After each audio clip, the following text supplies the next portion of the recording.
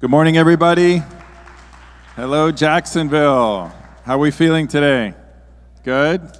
I see my friend Laura over there who gave the keynote earlier, who was in Miami, I think a week or two ago, at a really great conference that we had at our Climate Innovation Hub, also for corporate venture. And this is something that I'm very passionate about, and I think innovation is so important, and there's so many different types of innovation, from technology to social innovation, and that's something that I've been really focused on, is really innovating in the space of the built environment and real estate.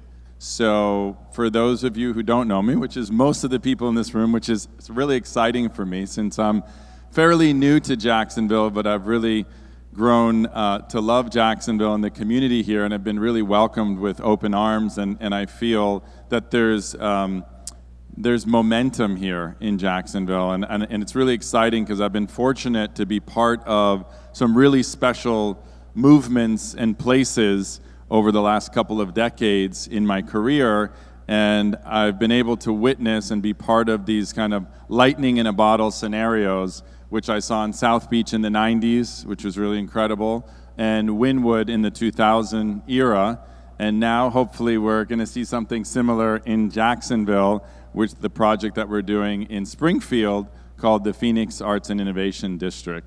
So I'm a native Floridian. I was born and raised in Central Florida, in Sebastian. I actually drove up this morning and hit a little traffic on 95, which is why they conveniently rearranged my talk, so thank you for being flexible. So basically my life extends from Jacksonville down to Miami, and I'm regularly traveling around the state, and I live between Sebastian and in South Florida, in Miami, at a retreat center, an eco-retreat sanctuary, next to where I grew up. And so I'm kind of an oxymoron in many ways because I'm a real estate developer, but I'm also a wildlife and environmental conservationist and really focused on social equity. But I do believe that those two things can be married in a harmonious way, and that's what we're really looking to do here in Jacksonville. So if I can figure out, I guess how do I go back? Oh, that's why it's backwards. So my career started in the late 90s in South Florida, really focused on hospitality, and I was fortunate enough to run some of the largest clubs, even before I was legal enough to drink alcohol, which is kind of interesting, but had met everything from heads of state to celebrities, and had taken care of people and developed an amazing Rolodex, and got my real estate license in 2000, thought I was going to be a realtor to the stars, and was selling Fisher Island and Star Island and that type of things, and quickly realized that I had something kind of more creative to contribute to the landscape in South Florida. And I started meeting artists and makers and people living in warehouses in the districts that are what's now the urban core, Little Haiti, Little River, downtown, Wynwood, Midtown, and started to see this kind of renaissance and renewal happening in a very dilapidated, uninteresting part of town, which was kind of the central, well-located area of Miami that had been underappreciated, underinvested, and really started to witness how arts and culture and the innovators, the independent brands like Zach the Baker and Panther Coffee, the butcher, the baker, the barber, became the heart and soul of Main Street. And so my company, Metro One, really focused on shaping those neighborhoods with those butcher, baker, barber type people that you wanted to see, because the commercial real estate landscape had become very homogenized. I was going to ICSC every year in Vegas, and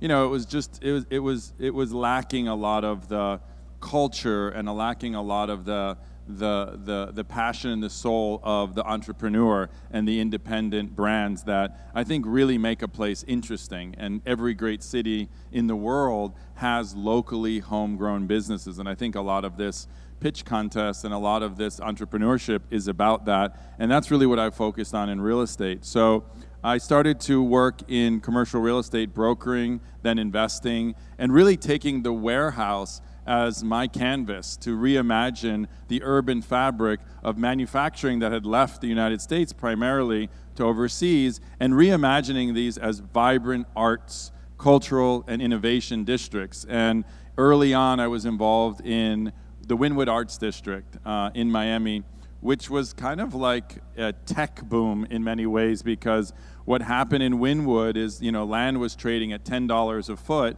10 years later, I was selling land at $1,000 a foot. Doesn't happen in real estate. And why is that? Because something special was created that was outside of the norm. It was something very unusual.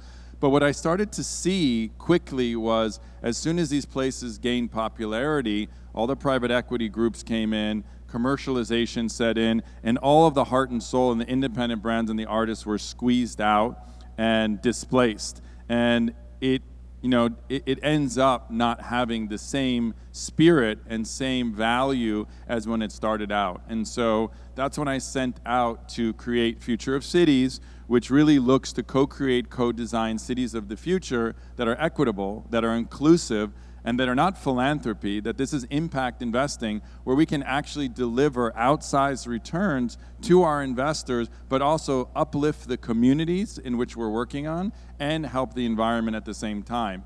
But people say, well, how is that done? And it's done through creativity, it's done through incentives. A lot of it has to do with public-private partnership. And it's what we're starting to experience here in Jacksonville in a big way with our Phoenix Arts and Innovation District. And so what we set out to do is create a platform, a framework called regenerative placemaking, where we're combining principles of placemaking and regenerative development, where we can really, in a way in integrity, really revitalize an area where you're not displacing or pushing people out, but you're uplifting them by integrating, investing in them, and co-designing with them for their best outcomes. And that's exactly what has happened in Springfield, in Jacksonville. I came here in 2019 on a hunch. I hadn't spent much time here. My chief investment officer said, there's something interesting happening in Jacksonville around demographics and the urban core, and there's a lot of young professionals and millennials moving, and Jacksonville has traditionally been very spread out, very car focused, and there's not a lot of consolidation, and so there's an opportunity for a renaissance to happen in the downtown. And so we started to look at areas, and we went to Springfield, and went to Riverside, and just started to learn more about Jacksonville, meeting the people, seeing what made Jacksonville tick, and then was connected to the artist who founded Phoenix 10 years ago, which is in Springfield. It's a collection of a few warehouses.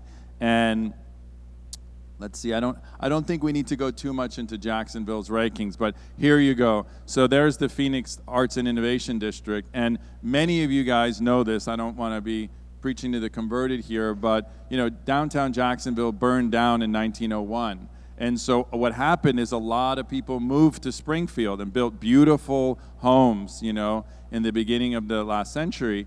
And so the Phoenix obviously has this symbolism, which is so amazing, around a renaissance and a renewal. And so that was meaningful to me. It was also meaningful to me that Phoenix is a homegrown brand. This is not a brand that I brought in from Miami or Wynwood. Phoenix was born in Springfield, and we're here investing in a Jacksonville idea that has traction. And what I've been able to see by doing that and supporting local and really working with the community is I always have this expression and this statement that success moves at the speed of trust.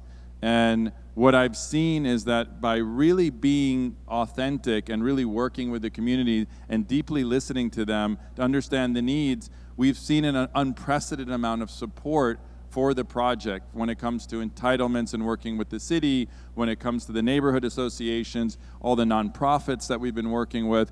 Everybody is, and other developers, and in South Florida, developers are not your allies, they're your competitors, and they'll do anything to really kind of make things difficult for you. Here, I'm happy to say in Jacksonville that everybody has been super supportive. And I think that, a rising tide raises all boats. And I think Jacksonville, if we work together, has the potential to emerge as a very important cultural center. And I hope that Phoenix Arts and Innovation District will play a role in that.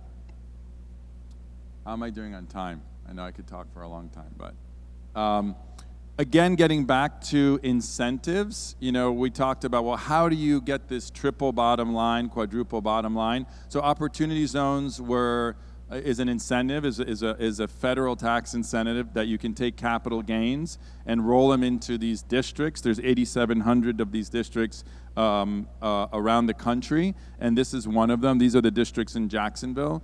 And basically, if you hold that investment for 10 years and you do what's required of it, you can basically defer your initial capital gains and pay zero capital gains on any of the appreciation, which is a huge incentive. And so I started an Opportunity Zone fund that invested initially.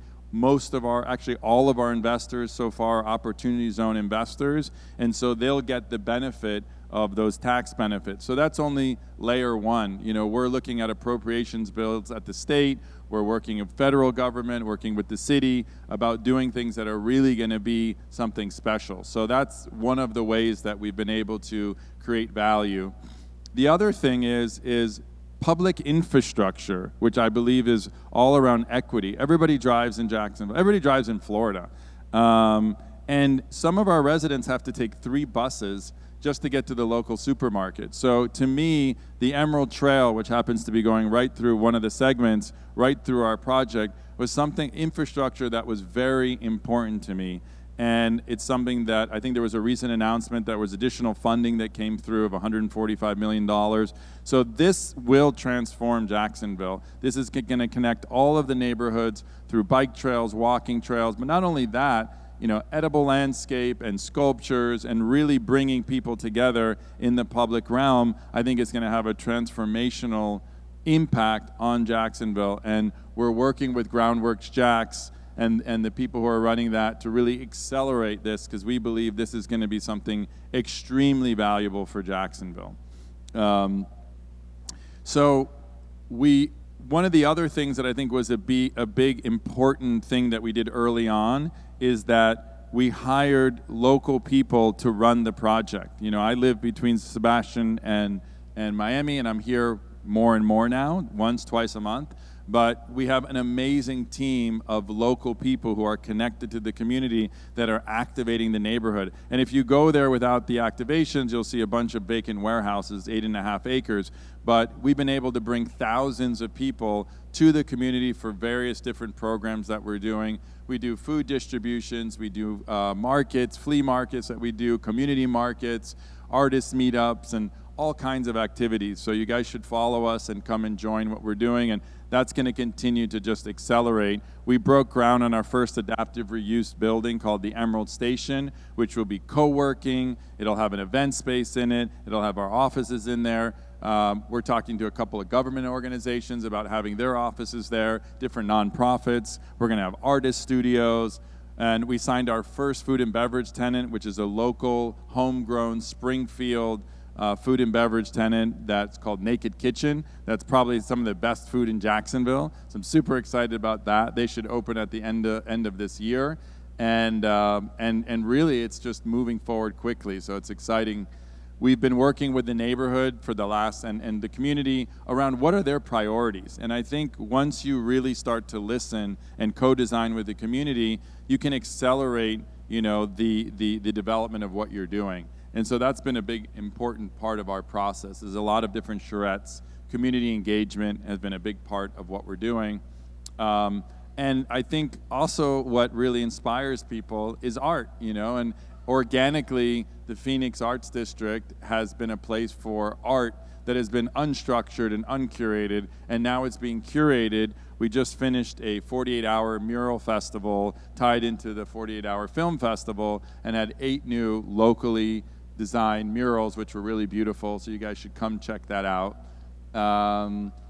And some kind of like stats and year in review, because we're doing a lot of documentation, because as I said, we're using this project as a demonstration project that we're really bringing around the world for how do you create equitable, inclusive, neighborhood-wide projects that can be a catalyst for the whole city.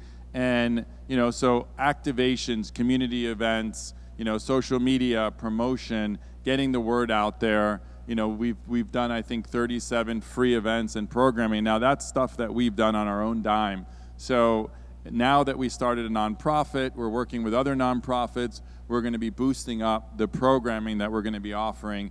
And we do believe at the core of everything, community is central to everything that we do.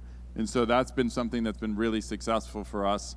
This shows you a little bit of what the future vision of the project may be, up to about 800 residential units, which will be mixed income from affordable to affordable senior to workforce. We're going to have no national tenants, that are focused on or fast food. It's all local, homegrown tenants on the retail side.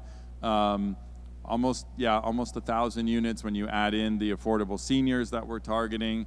There might be a boutique hotel in there, and 40 to 50% green and open space. The Emerald Trail is along the south portion of it. A portion of it is old warehouses that are adaptively repurposed, and then there's some new construction, about 1.5 million square feet. So this is, really, really exciting because it goes from Liberty to Main Street, and we're just about to launch a founders program where local Jacksonville people can get involved. They can become part of our advisory board. They can invest in the project, really trying to make this hyper local. So that's super exciting and really a place that's going to be inspiring art and innovation and creativity. So these are the first two buildings that have already broken ground. They're adaptive reuse, the Emerald Station and the Liberty Building, where we're going to have this beautiful promenade and retail corridor and redoing all these different bike paths. And hopefully this will be done in the next 18 months. We're still working on kind of finalizing the market on market, which will be food trucks and containers, where we can really have kind of an incubation and acceleration of small businesses. Oh, I'm being told that I'm out of time. So anyway, more to come, but I also wanted to introduce my local team. Tanya Watts over there, Director of Community Affairs from the neighborhood. Emily Moody has been in the arts community in Jacksonville, native Jacksonville person, and does a lot of the art curation for us. They're going to be on a booth over there if you guys have more questions. I'm excited to be here in Jacksonville, and thank you all for your support.